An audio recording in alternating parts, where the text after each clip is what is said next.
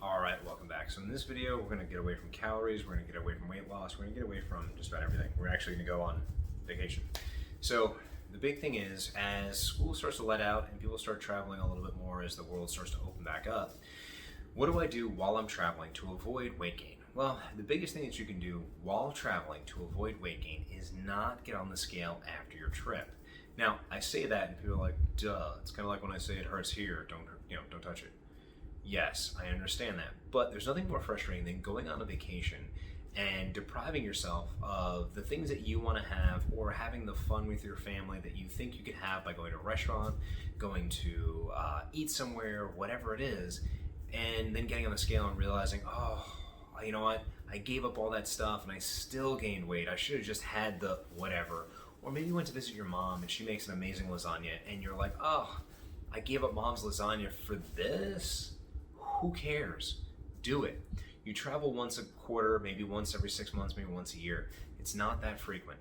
So do whatever you're going to do. Your weight will go up. Your weight will go up just from the cabin pressure that you're exposed to getting on a plane.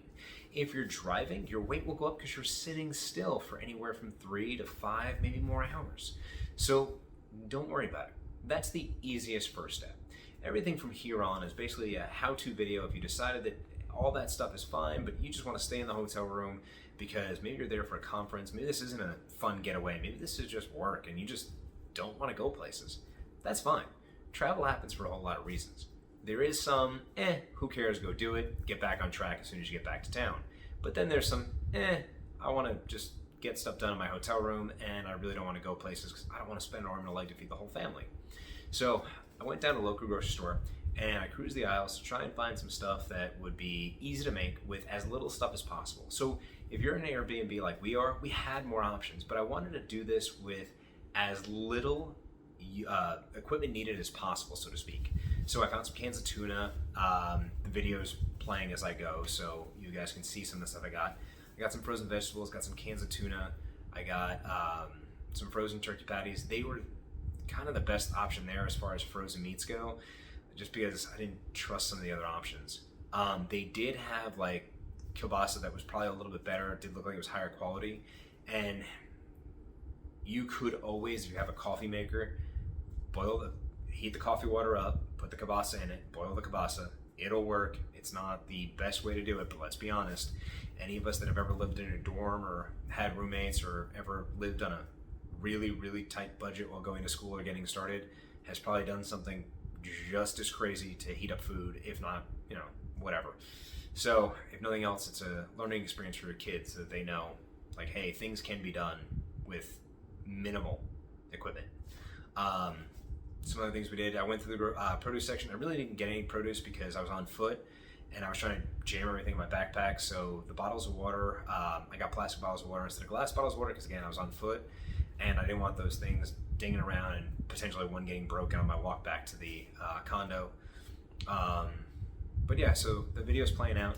There was some things I picked up. I got some can openers, I got some glass dishes. I could have gotten plastic ones or paper ones for disposable. I just got those because they're easier. You can clean them up, you can use them multiple times, and then you can either donate them, toss them, bring them back with you, whatever's easier. Some people are freaked out by that because they think it's an inconvenience to have to buy a can opener somewhere.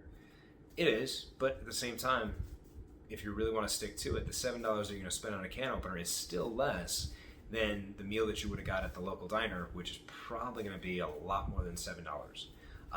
They didn't have any pre-made hard-boiled eggs, otherwise I would have got some of those.